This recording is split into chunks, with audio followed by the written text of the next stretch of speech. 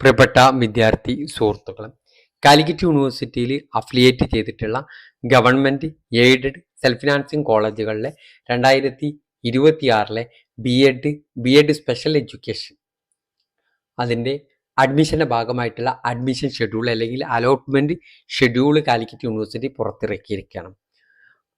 2026 registration കഴിഞ്ഞ June 10 അവസാനിച്ചു. ഇനി അലോട്ട്മെൻറ്റിലേക്ക് കടക്കുകയാണ്. അപ്പോൾ അതിൻ്റെ ഡീറ്റെയിൽ ആണ് നമ്മൾ ഈ വീഡിയോയിൽ പറയുന്നത്. ആബിദ് ടോക്സിൻ്റെ പുതിയ വീഡിയോയിലേക്ക് സ്വാഗതം. ഈ വീഡിയോ നിങ്ങൾക്ക് ഉപകാരപ്രദമെങ്കിൽ ചാനൽ ഒന്ന് സബ്സ്ക്രൈബ് ചെയ്യുക. പിന്നീടും അലോട്ട്മെൻറ്റുമായി ബന്ധപ്പെട്ട എല്ലാ നോട്ടിഫിക്കേഷനും നമ്മൾ ഷെയർ ചെയ്യുന്നതായിരിക്കും. ട്രയൽ അലോട്ട്മെൻറ്റ് ഈ വരുന്ന ജൂൺ 16 പബ്ലിഷ് ചെയ്യും. ജൂൺ 16 ട്രയൽ അലോട്ട്മെൻറ്റ് പബ്ലിഷ് ചെയ്ത് കഴിഞ്ഞാൽ വിദ്യാർത്ഥികൾക്ക് എഡിറ്റിങ്ങിനുള്ള അവസരമുണ്ടായിരിക്കും. ജൂൺ 16 മുതൽ 18 വരെ തീയതികളിൽ നിങ്ങൾക്ക് എഡിറ്റിംഗ് ചെയ്യാം. നിങ്ങളുടെ പേര്, മൊബൈൽ നമ്പർ, ഇമെയിൽ ID ഒഴികെയുള്ള ബാക്കി എല്ലാ കാര്യങ്ങളും എഡിറ്റിംഗ് ചെയ്യാം. പുതിയ ഓപ്ഷൻ ആഡ് ചെയ്യാം, നിലവിലുള്ള ഓപ്ഷൻ ഡിലീറ്റ് ചെയ്യാം, നിലവിലുള്ള ഓപ്ഷനുകൾ റീഅറേഞ്ച് ചെയ്യാം. എല്ലാവിധ പുതിയ കോളേജുകൾ ആഡ് ചെയ്യാം, പുതിയ നിലവിലുള്ള കോളേജുകൾ ഡിലീറ്റ് ചെയ്യാനൊക്കെ അവസരമുണ്ട്. ഓക്കെ, അത് കഴിഞ്ഞതിന് ശേഷം ജൂൺ 23 ഫസ്റ്റ് അലോട്ട്മെന്റ് പബ്ലിഷ് ചെയ്യും. ഫസ്റ്റ് അലോട്ട്മെന്റ് പബ്ലിഷ് ചെയ്ത് കഴിഞ്ഞാൽ വിദ്യാർത്ഥികൾക്ക് ഫസ്റ്റ് അലോട്ട്മെന്റ് കിട്ടിയ ആളുകൾ മാൻഡേറ്ററി ഫീ ആണ് ആദ്യം അടയ്ക്കേണ്ടത്. മാൻഡേറ്ററി ഫീ അടച്ചെങ്കിൽ മാത്രമേ അടുത്ത അലോട്ട്മെന്റിലേക്ക് പരിഗണിക്കുള്ളൂ. പെർമനന്റ് അഡ്മിഷൻ എടുക്കാം.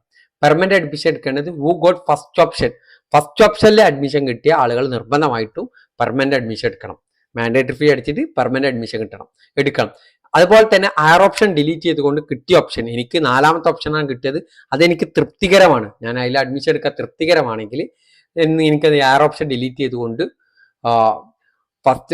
എനിക്കെന്ത് ചെയ്യാൻ പറ്റും, പെർമനന്റ് അഡ്മിഷൻ എടുക്കാൻ പറ്റും. ഈ രീതിയിലാണ് ഇതിൽ പറഞ്ഞിട്ടുള്ളത്. അതിലെന്തെങ്കിലും മാറ്റം ഉണ്ടെങ്കിൽ യൂണിവേഴ്സിറ്റി അറിയിക്കും.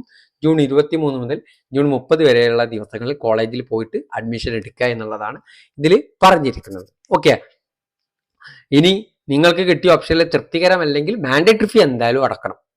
എന്നിട്ട് അടുത്ത അലോട്ട്മെന്റിന് വെയിറ്റ് ചെയ്യുക. ബാക്കി എന്തെങ്കിലും മാറ്റങ്ങൾ ഉണ്ടെങ്കിൽ നമ്മൾ അറിയിക്കാം. ജൂലൈ 1 ക്ലാസ് തുടങ്ങും. ജൂലൈ 1 ക്ലാസ് തുടങ്ങിയാൽ പിന്നീട് ജൂലൈ 7 സെക്കൻഡ് അലോട്ട്മെന്റ് പബ്ലിഷ് ചെയ്യും. സെക്കൻഡ് അലോട്ട്മെന്റ് ലഭിച്ച് വന്നു കഴിഞ്ഞാൽ വിദ്യാർത്ഥികൾക്ക് permanent admission mandatory fee payment for those who got first option കിട്ടിയ ആളുകൾ പെർമനന്റ് അഡ്മിഷൻ എടുക്കണം. Those who are satisfied with first allotment and cancelled all their higher option cancel ചെയ്ത് first allotment ഇതിൽ കിട്ടി, ഈ അലോട്ട്മെന്റിൽ കിട്ടിയ ഇവിടെ സെക്കൻഡ് അലോട്ട്മെന്റ് എന്നാണ് ഇവിടെ വേണ്ടത്. എന്നിട്ട് എന്ത് ചെയ്യുക, നിങ്ങൾ കിട്ടിയ ഓപ്ഷനിൽ നിങ്ങൾ തൃപ്തികരമാണെങ്കിൽ പെർമനന്റ് അഡ്മിഷൻ എടുക്കാം. പെർമനന്റ് അഡ്മിഷൻ എടുക്കേണ്ടത് ജൂലൈ 7 മുതൽ ജൂലൈ 10 വരെയുള്ള തീയതികളിലാണ്. പിന്നീടുള്ളത് റാങ്ക് ലിസ്റ്റ് പബ്ലിഷ് ചെയ്യുന്ന ഇതാണ്. ജൂലൈ 10 മുമ്പ് rank list, community quota, minority linguistic, defence, PWD കോട്ടൻ്റെ റാങ്ക് ലിസ്റ്റുമായി ബന്ധപ്പെട്ട കാര്യങ്ങളാണ്. അതിൻ്റെ അഡ്മിഷന് മാനേജ്മെന്റ് കോട്ട admission, community quota admission, minority കോട്ട അഡ്മിഷൻ, ഡിഫൻസ് കോട്ട, PWD കോട്ടയുടെ അഡ്മിഷൻ ജൂലൈ 9 മുതൽ ജൂലൈ 10 വരെയുള്ള തീയതികളിലാണ്. അതിനുശേഷം ജൂലൈ 13 മുതൽ ജൂലൈ 15 വരെയുള്ള തീയതികളിൽ എഡിറ്റിങ്ങും ലേറ്റ് രജിസ്ട്രേഷനും ഉണ്ടായിരിക്കും. നിലവിൽ നിങ്ങൾക്ക് എന്തെങ്കിലും എഡിറ്റിംഗ് ചെയ്യണം അല്ലെങ്കിൽ പുതുതായിട്ട് രജിസ്റ്റർ ചെയ്യാറുള്ള രജിസ്ട്രേഷൻ നടപടികൾ ഉണ്ടായിരിക്കും.